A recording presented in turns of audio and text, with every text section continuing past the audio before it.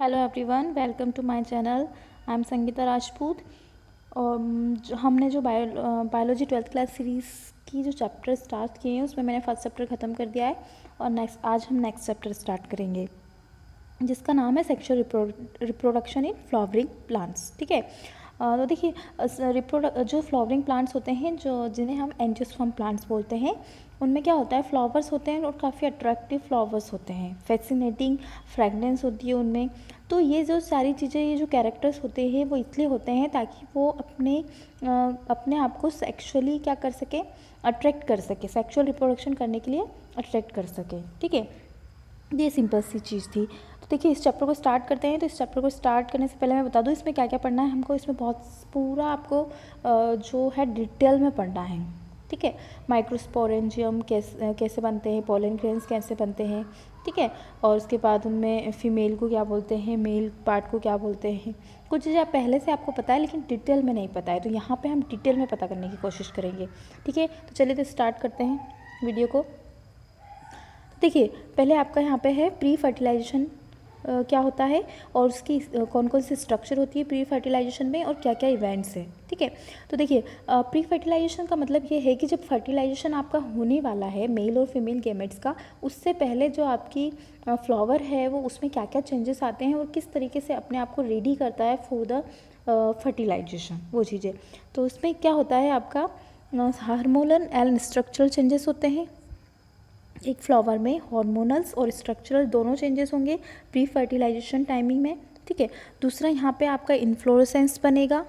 ठीक है, इन्फ्लोरेसेंस मतलब उसके पेटल्स, सेपल्स, कैलिक्स, करोला, ये सारी चीज़ें बनेंगी। ठीक है, जिनको फ्लोरल बर्ड्स इन्फ्लोरेसेंस बोलते हैं। फ्लोरल बर्ड्स आएंगे और देन फाइनली वो एक फ्लावर में कन्वर्ट हो जाएगा, क्योंकि फ्लावर आएगा तभी क्या होगा, सेक्सुअल रिप्रोडक्शन होगा। ठीक है, फाइनली फ्लावर आ जाएगा। उसके बाद जो पूरा जो फ्लावर होगा उसमें आपके दो पार्ट होंगे।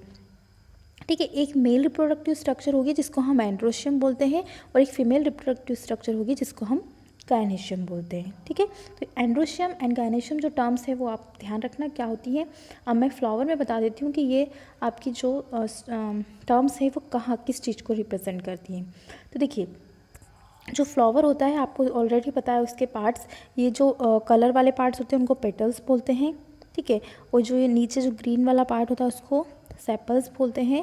और दो मेन पार्ट होते हैं, मेल एंड फीमेल। ठीक है, तो सबसे पहले हम मेल की बात करते हैं तो उसको स्टेमेन भी बोलते हैं और स्टेमेन में आपका आता है एंथर और फिलामेंट।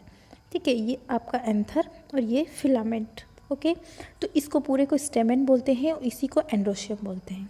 ओके, उसके बाद अगर आप बात करें फीमेल रिप्रोडक्टिव पार्ट की, तो उसको टोटली हम कार्पल बोलते हैं और इसमें तीन पार्ट्स होते हैं। स्टिग्मा सबसे ऊपर वाला पोर्शन, स्टाइल ये लॉन्ग पोर्शन, एंड देन ये आपका ओवरी। तीनों को कार्पल बोलते हैं और इसी को बोलते हैं गायनेशियम। ओके, तो मेल रिप्रोडक्टिव स्ट्रक्चर को एंड्रोशियम बोलते हैं एंड फीमेल रिप्रोडक्टिव स्ट्रक्चर को गायनेशियम बोलते हैं। ओके, तो ये था आपका pre fertilisation events. I hope clear होगा। चलिए आगे बढ़ते हैं। अब हम देख लेते हैं स्टेमेन। स्टेमेन आपको पता है आपका इसमें फिलामेंट और एंथर होता है, मतलब male reproductive part that is androecium. ठीक है, तो आपके स्टेमेन में क्या होगा, यहाँ पे हम पढ़ेंगे स्टेमेन, फिर हम माइक्रोस्पोरेंजियम पढ़ेंगे और फिर हम पोलन ग्रेन पढ़ेंगे। ओके, तो पहले हम देख लेते हैं स्टेमेन में क्या है, आपका एक फिलामेंट है जो एक लॉन्ग स्लेंडर स्टॉल्क है और एक एंथर है जो एक टर्मिनल बायलोब्ड स्ट्रक्चर है। देखिए, तो ये आपका एंथर हो गया, ये इसका फिलामेंट है, लॉन्ग स्लेंडर पार्ट। ठीक है, तो एंथर जो होता है बायलोब्ड होता है, मतलब दो लोब होते हैं उसमें, इस तरीके से ये दो लोब, ये दिखाई दे रहे होंगे आपको, ये दो लोब होते हैं इसके। तो ये आपका हो गया stamen, filament and anther. Filament long slender stalk होती है और एंथर आपका एक टर्मिनल बायलोब्ड स्ट्रक्चर होती है। ये इसकी 3D स्ट्रक्चर है आपके बायलोब्ड एंथर की, जिसमें क्या होते हैं 4 पोलन सैक्स होते हैं, ये पोलन सैक SSCS। ठीक है, ये आगे आपको डिटेल में समझ में आएगा। चलिए आगे बढ़ते हैं। यहाँ पे एंथर की कुछ कैरेक्टरिस्टिक्स देख लेते हैं। देखिए, आपको ऑलरेडी बताया मैंने, इट इज़ अ बायलोब्ड, दो लोब होते हैं इसमें और हर लोब में क्या होते हैं, दो हर लोब में 2 पार्ट्स होते हैं जिनको हम थीका बोलते हैं, इसीलिए हम इसको बोलते हैं डाइथिकस। Die means 2। देखिए ये मैंने बताया था आपको, इस तरीके से बाइलोब्ड होता है और हर लोब में 2 पोर्शन होते हैं जिनको थीका बोलते हैं, तो इसलिए इसको डाइथिका बोलेंगे। इसमें भी 2 होंगे, टोटल 4 हो जाते हैं। ठीक है, 4 साइड होती हैं इसकी। ठीक है, इसलिए ये टेट्रागोनल होता है, क्योंकि 4 साइड होगी ऑब्वियसली टेट्रागोनल। ठीक है, और इसी में 4 माइक्रोस्पोरेंजियम होते हैं। ठीक है, हर एक लोब में 2 माइक्रोस्पोरेंजियम होते हैं। ये वही है जो थीका थी, वही माइक्रोस्पोरेंजियम है। यहीं से आपके माइक्रोस्पोर मतलब पोलन ग्रेन्स फाइनली प्रोड्यूस होते हैं। ठीक है, माइक्रोस्पोरेंजियम डेवलप इनटू ए पोलन सैक। ये जो आपको बाइलोब्ड है, इसमें ये 2-4 थीका हैं, एक में 2 थीका। ठीक है, यहीं पे आपके माइक्रोस्पोरेंजियम होते हैं और यहीं से आपके पोलन ग्रेन्स निकलेंगे, ये पोलन सैक में कन्वर्ट हो जाते हैं। ओके, ये कैरेक्टरिस्टिक्स थी कुछ एंथर की, इस टाइप से क्वेश्चन पूछ लिया जाता है। आगे बढ़ते हैं, अब हम देख लेते हैं डिटेल में माइक्रोस्पोरेंजियम की स्ट्रक्चर। ठीक है, तो यहाँ पर ट्रांसफर सेक्शन दिखाया हुआ है माइक्रोस्पोरेंजियम का। In transfer section it appears near circular outline, एक सर्कुलर स्ट्रक्चर दिखती है ये। ठीक है, सर्कुलर स्ट्रक्चर दिखेगी, ये आपकी बुक की स्ट्रक्चर है, मैं आपको इसको बता देती हूँ अच्छे से।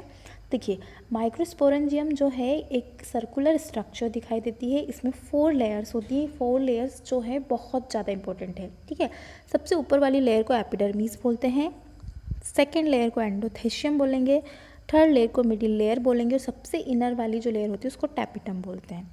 देखिए ये स्ट्रक्चर दिख रही है आपको, ये 4 माइक्रोस्पोरेंजियम दिखाई दे रहे हैं। ओके, हर माइक्रोस्पोरेंजियम की बात करें, ये पूरा माइक्रोस्पोरेंजियम है एक की। देखिए तो ये देखिए, ये आपका जूम कर देती हूँ थोड़ा, ये देखिए, तो ये आपका माइक्रोस्पोरेंजियम है, ये 4 दिख रहे हैं। ठीक है, तो अब देखिए सबसे ऊपर वाली जो लेयर है वो एपिडर्मी है, ये देखिए। उसके बाद जो उसके अंदर वाली जो लेयर है उसको एंडोथेशियम कहेंगे। ठीक है, थर्ड जो लेयर है उसके भी अंदर जो आएगी उनको मिडिल लेयर बोलेंगे।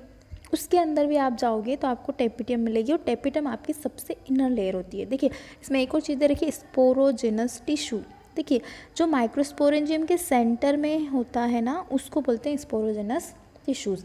ये स्पोरोजेनस टिश्यूज़ का क्या फंक्शन होता है मैं आगे बात करेंगे इसके बारे में। तो आई थिंक माइक्रोस्पोरेंजियम की स्ट्रक्चर क्लियर होगी। 4 लेयर्स आपको ध्यान रखनी है इसमें। ठीक है, epidermis, endothecium, middle layers, tapetum.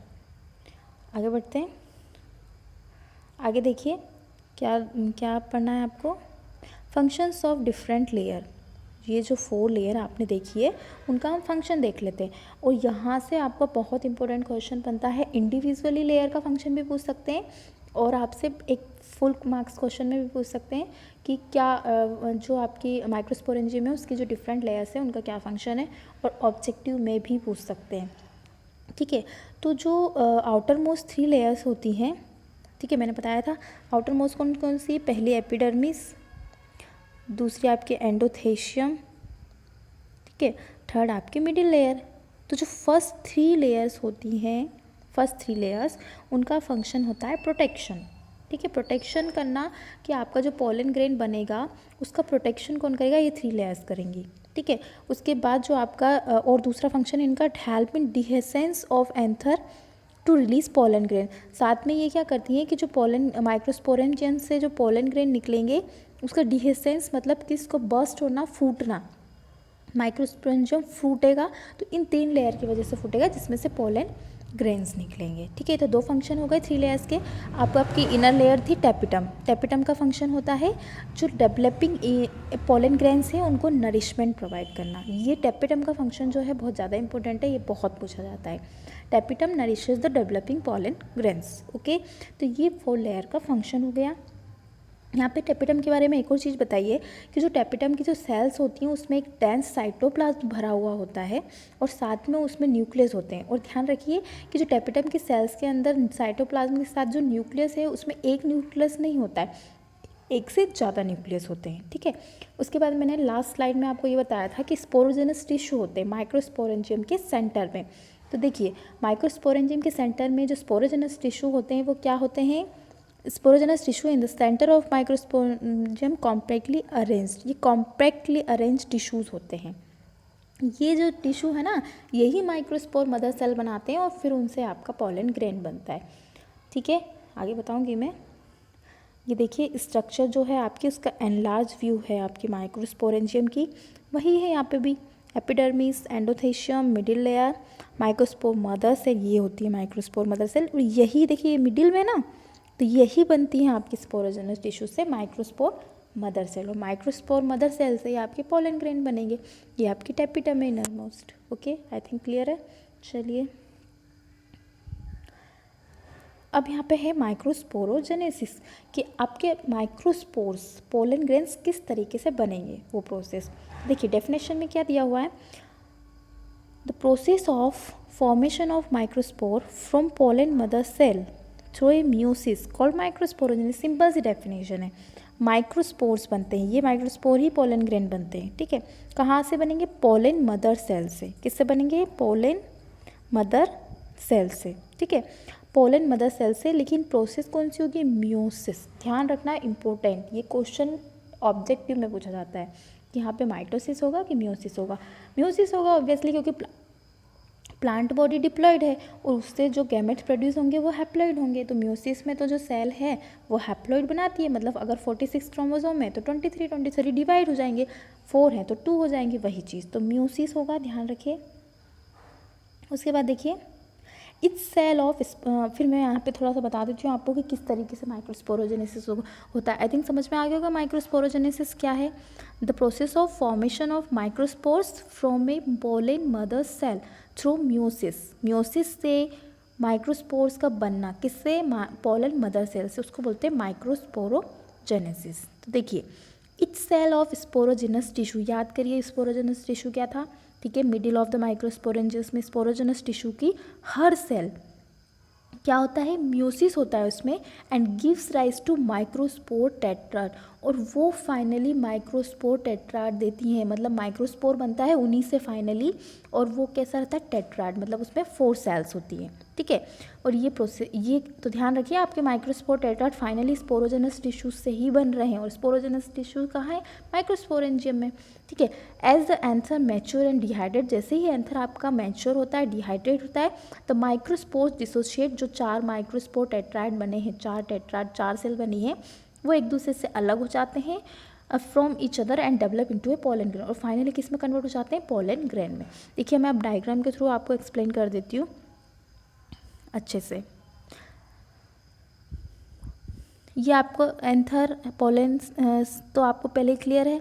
ठीक है, एंथर, और आपका ये एंथर के अंदर ही 4 आपका, इसका देखिए डायरेक्ट स्ट्रक्चर ये वाली माइक्रोस्पोरेंजियम की, ये टेट्राड। ठीक है, 4 माइक्रोस्पोरेंजियम है, इन्हीं को पोलन सैक बोलते हैं। इन पोलन सैक के अंदर ये ब्लैक ब्लैक दिखाई दे रहा है ना, ये आपके स्पोरोजेनस टिश्यू हैं। ठीक है, तो ये स्पोरोजेनस की टिश्यू की हर एक सेल जो है वो माइक्रोस्पोर टेट्राड में कन्वर्ट होती है। तो इसका मतलब ये है कि जो स्पोरोजेनस, ये जो स्पोरोजेनस टिश्यू की हर सेल है वो क्या होगी, पहले किस में कन्वर्ट होगी, माइक्रोस्पोर मदर सेल में। ठीक है, जो सेल है उसी को माइक्रोस्पोर मदर सेल बोल रहे हैं। ठीक है, तो आपकी क्या है यहाँ पे कि माइक्रोस्पोर मदर सेल है। देखिए फिर से बताती हूँ, ये आपका क्या है, माइक्रोस्पोरेंजियम, इसमें 4 लेयर होती हैं इस तरीके की, ये 4 पोर्शन है। इसके अंदर कौन से टिश्यू है, स्पोरोजेनस टिश्यू है। ठीक है, और वो स्पोरोजेनस टिश्यू की हर सेल जो है वो माइक्रोस्पोर मदर सेल है। वो माइक्रोस्पोर मदर सेल क्या होती है, ये सपोज माइक्रोस्पोर मदर सेल है, उसमें पहले म्यूसिस फर्स्ट होगा तो 2 सेल बनेंगी। ठीक है, फिर उसमें म्यूसिस सेकंड होगा, फिर उसमें 4 सेल बनेंगी। तो यही है माइक्रोस्पोर टेट्राड, जो 4 सेल बन गई है, इन्हीं को माइक्रोस्पोर्स बनेंगे, और फिर ये जो चारों हैं ये अलग हो जाते हैं, मतलब एक सेल से 4 माइक्रोस्पोर, 4 पोलन ग्रेन्स बनेंगे। ये जो चारों सेल बनी हैं यही बाद में पोलन ग्रेन में कन्वर्ट हो जाती है। ओके, तो ये हो गया आपका माइक्रोस्पोरोजेनेसिस। आई थिंक सबको क्लियर है। अब आगे हम दूसरा टॉपिक पढ़ेंगे। इतना आप पूरा कर लीजिए और प्लीज़ इसमें से आप नोट्स बनाइए तो आपको हमेशा याद रहेगा। और अगर एक बार समझ नहीं आ रहा है तो बार बार वीडियो को देखिए, पॉज करके वीडियो को देखिए। और कोई डाउट होता है तो आप बिल्कुल कमेंट सेक्शन में मुझसे पूछ सकते हैं, मैं एक्सप्लेन करूँगी आपको। और अगर प्लीज़ वीडियो अच्छी लगी तो उसको लाइक ज़रूर कर दें और चैनल को सब्सक्राइब कर लें ताकि मेरे आने वाले वीडियोस का नोटिफिकेशन आपको इजीली मिल जाए। Okay, thank you so much.